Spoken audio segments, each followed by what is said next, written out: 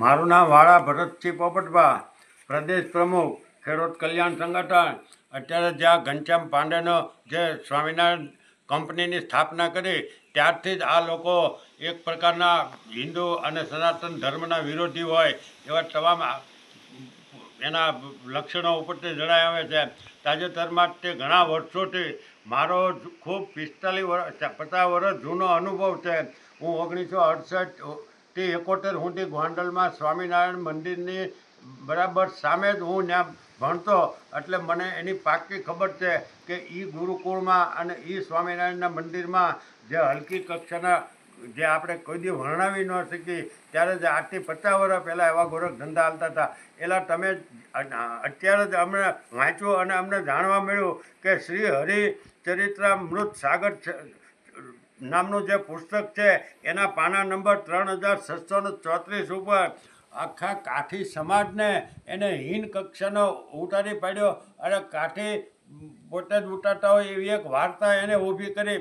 એટલે કાઠીઓએ તો તમને આપવામાં કોઈ જાતની ખામી નથી રાખી. ગઢડા આખું જો દાનબાપુ ખાતરે આ ઘનશ્યામ પાંડેને આપેલું છે, એવી જ રીતેથી વહતા બાપુ ખાતરે કારિયાણી આપેલું છે, જીવા બાપુ ખાતરે સાળંગપુર આપેલું છે, કુંડલા પટગીર કાઠી બાપુએ તો કુંડળ આપેલું છે, ભાનુબાપુ પટગીરે ઘણી જમીન આપેલી છે. અને બીજા હજારો કાઠીઓએ તમને સૌરાષ્ટ્રમાં આવીને જો કોઈ મોટા કર્યા હોય અને તમને મહાન કરી બતાવ્યા હોય તો એ કાઠી સમાજને તમને કરી બતાવ્યા છે. અને તમે આ પુસ્તકની અંદર કાઠી સમાજને આમ નિષ્ઠુર અને કોઈ ખરાબ ધંધા કરતા હોય એવા તમે ચિત્રી બતાવ્યા. એટલે કાઠી સમાજે ગાયોને ઉપર ત્રાસ ગુજારેલો છે. ગાયોના પ્રસવ ખરી જાય ત્યાં સુધી કાઠીઓની ઉપર ત્રાસ કરતા આવું તો તમે આ તમારા પુસ્તકમાં જણાવો છો. એવી જ રીતે તે કાઠી સમાજના લોકો છે એ ક્યારેય શૌચાલય જાય તો પાણી, એટલે તમને શરમ નથી આવતી કે તમે જેને સૂર્ય ભગવાનને પૂંજ્યા હોય આદિ અનાદિની ચારેય યુગની અંદર ક્ષત્રિયો અને કાઠીઓ તો સંસ્કાર અને નીતિ નિયમને પાળનારા પહેલાં જો કોઈનું નામ લેવું હોય તો એ ગ્રાસ્ય કાઠી ક્ષત્રિય અને કાઠી સમાજ ક્ષત્રિયને લેવો પડે. આવા મહાન યોદ્ધાઓ, મહાન પરાક્રમી અને એક નહીં, હજાર નહીં, કરોડોની સંખ્યામાં કાઠી અને ક્ષત્રિયોએ પોતાના દેશ અને પોતાની પ્રજા માટે પોતાના ગાયને ધર્મ માટે બલિદાન આપેલા છે. એટલે ઘનશ્યામ પાંડે માલી કોને આપ્યું ધર્મ માટે બલિદાન? મને એક તો બતાવો તમે. ઘનશ્યામ પાંડે છે એ એક પ્રકારની કંપની છે. તમારે જેને જે થાય એ હવે કરી લેજો. તમે આ કાઠીઓના નિવેદન પાછળ તો અમારો આક્રોશ હવે વાંચ્યો એટલે અમારો આક્રોશ હવે ફાટી પડેલો છે. તમે કાઠીઓને ગમે એમ કહી દો, બ્રાહ્મણોને ગમે એમ કહી દો, માલધારીને ગમે એમ કહી દો, આહીરોને ગમે એમ કહી દો, ભગવાન કૃષ્ણ, તમે ભગવાન કૃષ્ણને નથી છોડ્યા, શિવને નથી છોડ્યા. હમણાં 2 વર્ષ પહેલાં આપણે વાત સાંભળી છે કે એક કેવી હીન કક્ષાની તમે વાર્તાઓ જ્યારે કોઈને સાંભળાવી ન શકાય એવી તમે વ્યાસપીઠ એને કહેવાય જ નહીં. તમારી તમે જે સ્વામિનારાયણના જે લફંગાઓ બેહો છો એને વ્યાસપીઠ ન કહેવાય, એ તો વ્યભિચાર પીઠ છે તમારી. તમે એ વ્યભિચાર પીઠ ઉપર બેસીને એવું બોલ્યા કે અમે મૂતરતા હતા અમારા લફંગા અને એમાં 3 મકોડા તણાણા. તો એને પૂછ્યું પાછું બીજા લફંગાએ કે આ શું છે, કેમ જીવ તણાય? તો જીવડા તણાણા. તો કે એ જીવડા નથી, એ તો બ્રહ્મા વિષ્ણુ મયન છે. તમે નખે ચલાવ, તમને ઈશ્વરે જન્મ આપ્યો એ તમારી માના પેટમાં તમે કઈ રીતે જન્મ થયો તો એ તમને તો ખબર નથી પડતી. એટલે તમે આ તમામ ગોરખ ધંધા બંધ કરો. અને અત્યારે જે કચ્છની અંદર માં મોગલના ધામની અંદર જે કબરાવ બાપુ આવતા બુધવારે 2 તારીખેથી જે અનુષ્ઠાન કરવાના છે એને અમારું ખુલ્લું સમર્થન છે. અને બુધવારથી અમે પણ માતાજીની પ્રાર્થના કરીશું કોઈ પણ મંદિરમાં બેસી અને જ્યાં સુધી કબરાવ બાપુ અને આવડા લોકોનો આ ઘનશ્યામવાળી કંપનીવાળાનું જ્યાં સુધી આ ભાષણબાજી એના તમામ પુસ્તકો હું તો તમામ સાધુ સંતોને કહું છું. તમે ભગવાધારી ગયા છે, કથાકારો છો, પૂજ્ય મોરારી બાપુ હોય, રમેશભાઈ ઓઝા હોય, જિજ્ઞેશ બાપુ હોય, મેં અગાઉ પણ કીધેલું છે, ભારતી બાપુ હોય, ઇન્દ્ર ભારતી બાપુ હોય, મહામંડલેશ્વરા હોય, શંકરાચાર્ય, એટલે તમે ભગવા છે પહેર્યા છે.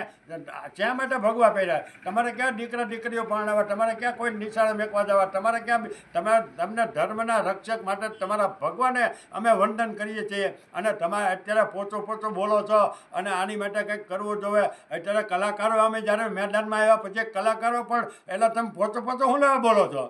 બોલો ને પબુભાની જેમ, પબુભા માણેક જેમ દ્વારકામ બોલ્યા એમ બોલો. ઉલ્લીન ઠેકીને આવો મેદાન. તમે હું એનાથી બીવો છો? તમે એના પૈસા ખાઈ ગયેલા છો? તમે એનું કાંઈ હરામની લાડુડીઓ ખાઈ ગયેલા છો? તો જ તમે આવા નિવેદન આપો.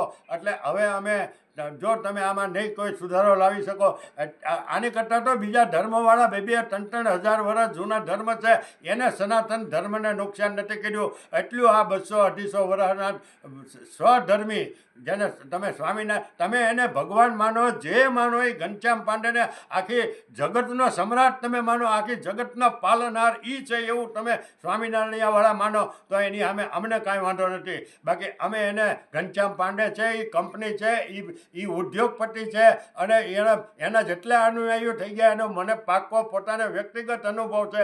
પછી યોગી હોય તો ભલે, પ્રમુખ હોય તો ભલે, અને તમારી જે નિશાળો કે તમારા જે ગુરુકુળો ચાલે છે, એક ગુરુકુળની અંદર ગોરખ ધંધા હાલે, એક પણ ગુરુકુળની અંદર તમે ભણાવો છો, શિક્ષણની સારી વાત કરો છો, એટલે હું એવું મારે માની લેવાનું કે તમે ત્યાં તમે કોઈ સંસ્કાર કે કોઈ આવી તમે તમારા ઘનશ્યામ પાંડેને મોટો કરી દેવાની વાત છે. એટલે તમે કરો તમારા પૈસા. અને ઓલા બેન જ્યારે હોય તે ચૌધરી ડૉક્ટર ચૌધરીને ઉતારી પાડવાની વાત કરે, અમારા ગોપીનાથ બાપુને ઉતારી પાડવાની વાતો કરે, ઓલા અમારે કોઈ આગેવાનો બોલ. તમારાથી થાય એ કાયદાની ભાષામાં કરી લેજો. તમારાથી કાયદાની ભાષામાં જેટલું થાય એટલું એ બેનને કે એના જેટલા ચેલા ચલક્યું છે એને કંઈક તમારે થાય એ કરી લેજો. બાકી જ્યારે અમે મેદાનમાં આવીશું ને ત્યારે કાયદાની એસી તેસી કરીને મેદાનમાં આવી જવાવાળા છે.